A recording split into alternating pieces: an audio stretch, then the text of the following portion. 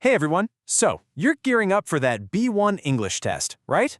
And you know how tricky the grammar part can be? Well, don't worry. Today, we're going to break down some of the toughest parts and turn that confusion into some serious confidence. Let's get right into it. Okay, let's start with something you've probably done before. You ask a question like, "You work?" You raise your voice at the end. It sounds like a question, but then someone tells you it's wrong. So frustrating. What is going on here? What's missing?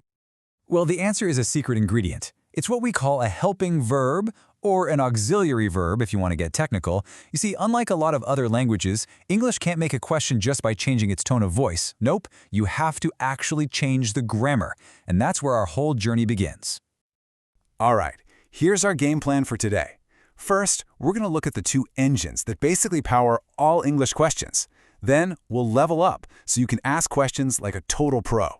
After that, we'll build up your vocabulary for describing people, zap some of those really common mistakes, and finally, map out your best path to fluency. Sound good? Let's do it.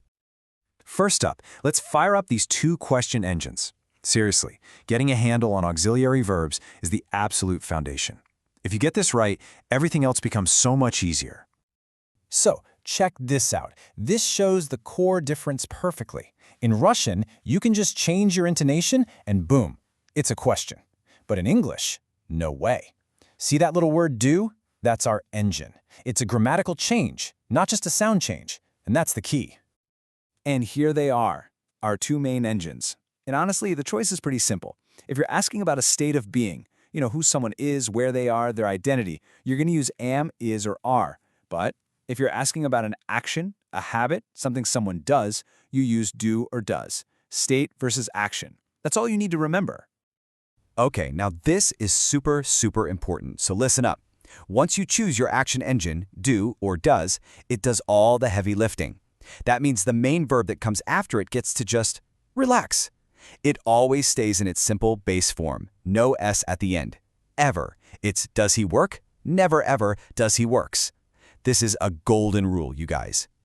If you ever get stuck and you're not sure which engine to use, try this. We call it the John trick, and it's a lifesaver. Just answer your own question with a simple statement. If your answer has is or are in it, well, that's your engine. John is at home. So the question has to be, is your friend at home? See, it works every time. Okay, engine check complete. Now let's take this up a notch and look at subject versus object questions. I know, this is where a lot of people get tangled up. But trust me, there's a really clear pattern we can follow. Let's break it down. A subject question asks about the person or thing doing the action, the doer. Just think, who did it? An object question, on the other hand, asks about the person or thing receiving the action. Think, who is it done to? Doer versus receiver. That's the whole game. And this just lays out the structural difference perfectly. Look closely. For subject questions, when you're asking about the doer, the structure is so simple. You don't even need do or does. It's just, who calls Maria? But for object questions, when you're asking about the receiver, bam, our engine does jumps right back in. Who does Maria call? See the difference? If you're ever unsure, just use the answer test. Ask the question and then give a simple answer.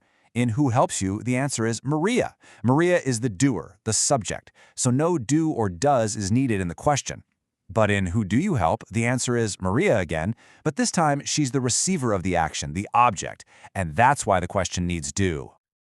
Now that your grammar is getting solid, let's give you the right words to use. This section is all about vocabulary for describing people, so you can sound more specific and confident in your B1 test. Let's run through some powerful words here. A reliable person is someone you can count on. An honest person tells the truth. Easygoing people are relaxed and calm, Sociable people love being around others. Confident people believe in themselves. And helpful people are always there to lend a hand. These words are so much stronger than just saying someone is nice. And here's how you can put them into practice, especially when you're talking about yourself. I love this example because it sounds so natural. It combines positive traits like reliable and ambitious, but it also acknowledges a challenge, like being nervous. It sounds human and honest, which is perfect for the test. All right, let's fine-tune your English by fixing some very common, very predictable mistakes with articles and prepositions. Once you see the pattern, these are actually really easy to fix. Articles. A, and, the. I know. they can be a nightmare.